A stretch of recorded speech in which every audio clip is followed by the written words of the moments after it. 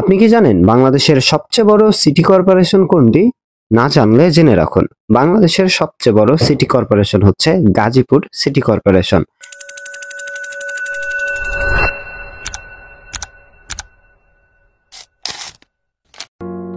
Hello viewers, কেমন আছেন সবাই? আশা করছি সকলেই ভালো আছেন। আর আজকের এই ভিডিওর মাধ্যমে আমি আপনাদেরকে জানাবো গাজীপুর জেলা সম্পর্কে। গাজীপুর জেলার ইতিহাস, নামকরণ এবং সেই সাথে জানা অজানা অনেক তথ্য থাকবে আজকের এই ভিডিওতে। সো আপনার মনে যদি ইচ্ছা থাকে গাজীপুর জেলা সম্পর্কে একটু জানার, তাহলে চলুন একসাথে জেনে নেওয়া যাক। Let's play.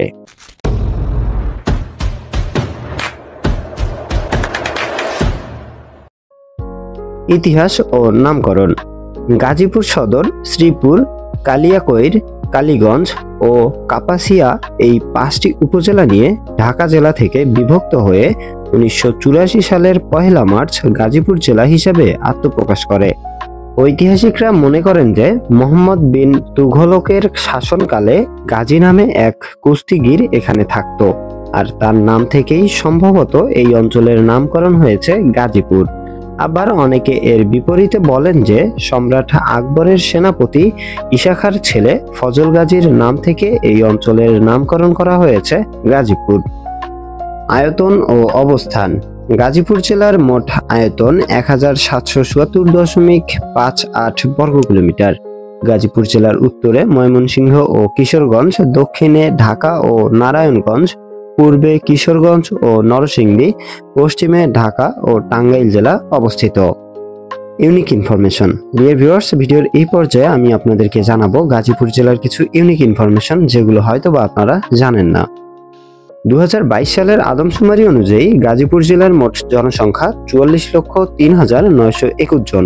আর এই বিশাল জনসংখ্যার মধ্যে সাক্ষরতার হার হচ্ছে 85.75%। বাংলাদেশের সবচেয়ে বড় ইজতেমা, বিশ্ব ইজতেমা টঙ্গীর তুরাগ নদীর তীরে অনুষ্ঠিত হয়, যা গাজীপুর জেলার অন্তর্ভুক্ত। এছাড়াও বাংলাদেশের সবচেয়ে বড় কারাগার কাশিমপুর কেন্দ্রীয় কারাগার গাজীপুরে অবস্থিত। গাজীপুর জেলার জেলা কোড 41 এবং প্রশাসনিক বিভাগের কোড 3033। ডিয়ার ভিউয়ার্স, ভিডিওর একদম শেষে এসে আপনাদেরকে জানিয়ে দেব গাজীপুর জেলার সকল দর্শনীয় স্থানের নাম। তবে তার আগে বলতে চাই, আপনারা কে কোন জেলা থেকে আমাদের এই ভিডিওটি দেখছেন অবশ্যই কমেন্ট করে জানাতে ভুলবেন না। সেই সাথে অবশ্যই কমেন্ট করবেন যদি কেউ থাকেন পঞ্চগড় জেলা থেকে, কেননা আমরা সামনের সপ্তাহে পঞ্চগড় যাচ্ছি। পঞ্চগড় জেলার সকল ইতিহাস, ঐতিহ্যময় সকল জায়গাগুলো ঘুরে দেখতে। সো অবশ্যই পঞ্চগড় থেকে কেউ থাকলে আমাদেরকে কমেন্ট করে জানাবেন, আমরা তার সাথে যোগাযোগ করব।